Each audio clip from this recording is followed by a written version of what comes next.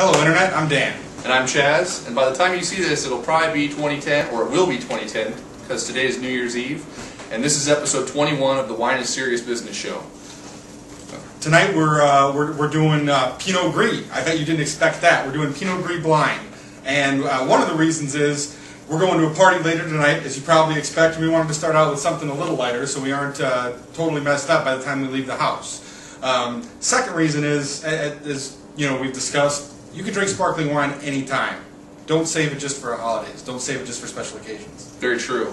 But the reason for the show is I've had recently some pretty good Pinot Gris out of Oregon, and it's a varietal that I've overlooked for a long time, and had a couple good experiences with it, and I've been really excited to do a blind Oregon Pinot Gris show, and that's what this is. They're all 2008s, current vintages, will be easy to find on store shelves. And yeah, let's go ahead and start. And it's reasonably priced, right? Pinot Gris is not that popular, so yeah, these are all from $20 down to $12. Yeah, nice. And as you'll see, I posted our top wines of 2009 on Facebook thing today. So if you get a chance to read that, check it out. And we both rated a Pinot Gris in there, and we both got turned on a Pinot Gris this year. We're not that into it before, and yeah, we totally agree. Really nice citrus notes right off the bat.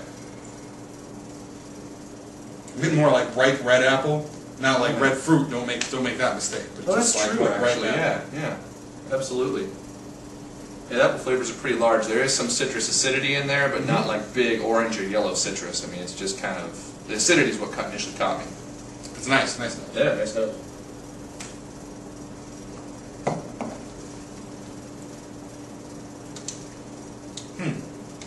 More pear flavored on the palate, I think. Yeah, green apple or yellow apple or pear. Just pretty quick though with the palate. I mean, it's kind of in and out. A little hollow in the finish. Not much intensity. I mean, not that intensity is needed, but it's kind of just... Yeah, a little flat. A little flat. There's perfect. Yeah. A little, boy. I kind of hate to say this because this implies a lot worse than it's coming across. I'm getting a little bit of a disjointed note in the transition from the mid palate to the finish. Yeah. It's a little rough there. The acidity. Not a whole lot. Not really throwing things off, but it's like there's light acidity in the mid palate, and then there's strong acidity in the finish. It creeps up, or maybe since you're losing all the flavor of the wine into the finish, the acidity is big. It's rising up. It's all right. What? 80. Yeah. 84 points. 84 points for me. I would drink it a little colder. Totally drinkable. I enjoy it. Yeah, these were in the fridge for about 30 minutes, I think, before you... that's about right. I like the temperature in general. This is kind of where I like to drink whites, but... Yeah, it is coming off a little disjointed on the finish, absolutely. I would say 82 points for me. So, yeah, 82. 82. Right in the range of good. Because it is good. Yeah. Just nothing really spectacular. Oh, shit. I'm trying to be nice about rinses, because like I said, the goal is to be somewhat responsible. It's not happening. What have you been reading lately, Chaz? Funny that you should ask that, Dan. I've been reading Pacific Pinot Noir. It's a book that just talks about Pinot Noir producers, big Pinot Noir producers from California and Oregon. Pretty decent book. I just got it to read through all the Oregon stuff because it's got really good articles on some of the major wine or Oregon producers. So, yeah, cool. Excellent book so far, though. A lot of good knowledge. This nose is more interesting to me right off the bat. Absolutely. It's a little smoky and still some good apple flavors, I think. Yeah, the apples are really strong on these two so far. Man, you like...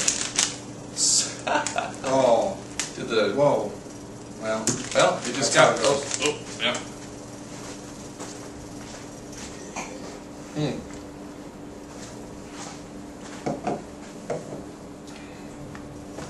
Thanks, Trisha. Whoa, what is on the finish of this wine? I don't know. Oh, that is weird. Yeah, the nose is nice. Still not terrific. I mean, still kind of just a little boring. I mean, really good apple across fruit. the palate, but yeah, nothing terribly exciting. dries up a bit on the finish. And those apples are there, but then it's like you're almost eating wrapper or something. Like there's something going on in the finish I don't like on this wine. Like plastic wrap? Like plastic wrap or something. I mean, just something weird. I'm getting more like pear skins or something like that, but I can kind of see, where that might be coming from. Wow, it dries out, wow, as it goes on, it really dries the mouth out a bit, but I'm not excited about anything. 80 points. It's just a weird wine. 78. Sure. It's throwing me for a loop. Or I'll even go 80 points. Because, I mean, it does have some good flavors. Yeah. The nose is kind of interesting. No but, excitement. That finish is just, I don't like it. No excitement. Got the towel to clean up. Alright, yeah, I'm going to try to avoid fine. making as much of a mess this time. But, As long as we don't pour off the side of the... It's going to get your stickers all soaked. His friend makes Dr. Dre quote stickers. So what we got here? You've never been on a ride like this before. That's what she said. That's what. All right. Let's do this. This is wine number 3. Yeah.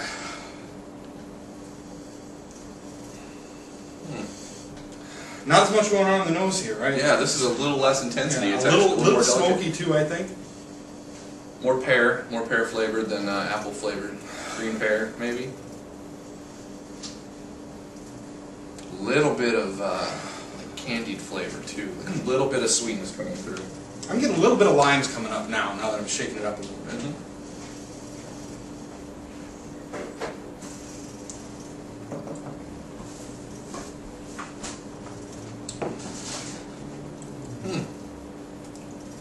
That's pretty nice. Yeah. That's got a lot of citrus, like the limes you were talking about. Yeah. The skins and the citrus have just run along the sides of your tongue for a good amount of time and into the finish, like really smooth transitions.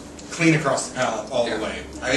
It's really great to drink this in contrast to the other two, to really see how the way this evolves is it's just more pure.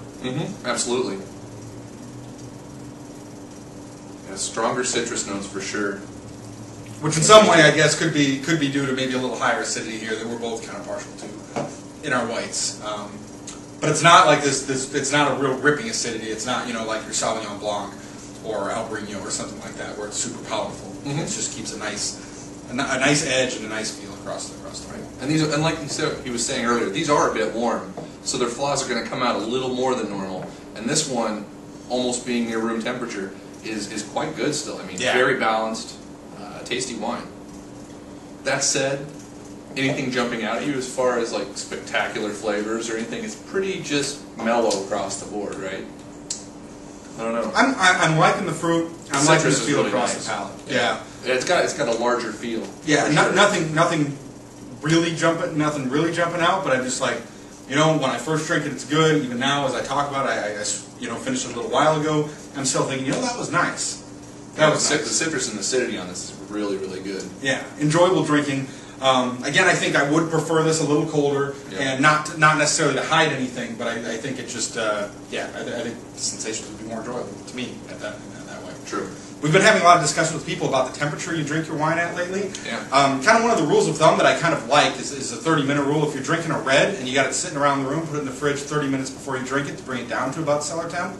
If you're drinking whites, put it in the fridge, pull it out 30 minutes before you drink it to let it warm up a bit. That's just kind of this generic rule of thumb. We both like our whites a little bit warmer than that in general. Yeah, we drink ours near room temperature, or sometimes at room temperature. Like if we're drinking white Chateauneuf de Pape or any sort of Rhone varietal, if it's a quality wine, it's usually at room temperature. Brings out a lot more of the subtleties of the wine, personally. And if you haven't experimented with the temperature you drink your wine at, definitely give it a try. And if you freeze the hell out of your wines and put them in the back of the fridge until right before you drink them, definitely experiment with it, because I bet you're missing out on a lot of flavors, for better or worse, that are actually in there, that are getting masked by that temperature. True that.